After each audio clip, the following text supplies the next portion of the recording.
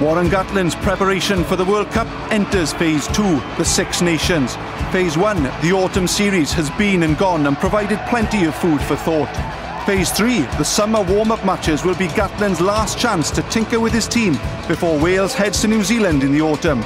With only 7 months to go then, this is Gatland's last chance to assess his players and his tactics in a competitive environment.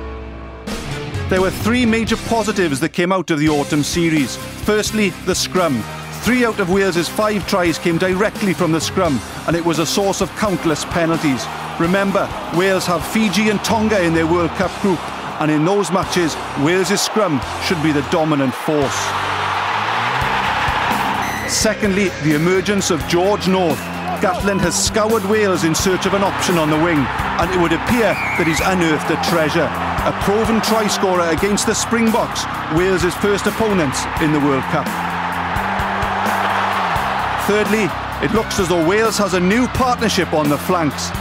Dan Lydiat's tireless work and ferocious tackling should complement Warburton's destructive power at the tackle area. Unfortunately, Wales start the Six Nations without 2 of those strengths. They need to find depth, and quickly. We're told we can live without Gethin in the scrum, but it will require 2 people to get through his incredible work rate. He says he'll be back even fitter. Can't wait to see that. Life without Adam Jones has been unbearable. His loss is a massive blow. But what if disaster strikes again and Jones were to miss the World Cup? Wales need a replacement. Mitchell and Andrews must prove their worth. A major worry during the autumn was the way Wales squandered overlaps, which they did on more than 15 occasions. Phase 2 needs to see improvements in the basics of running straight, preserving space and converting chances.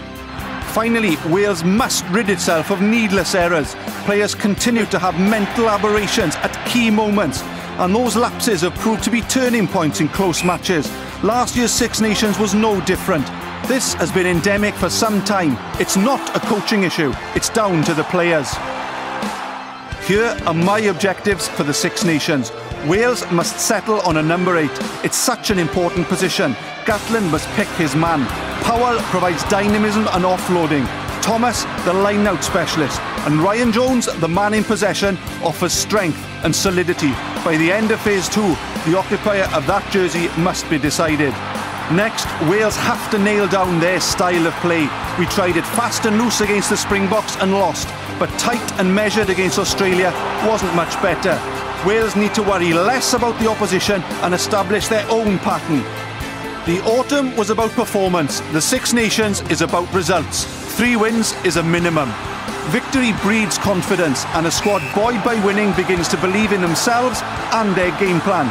As the World Cup creeps ever nearer, momentum is everything, and a few good results gets Big Mo right behind you. In 05 and 08, beating England transformed the team's psyche and led to a Grand Slam. Start Phase 2 well, and Phase 3 and the World Cup can't come soon enough.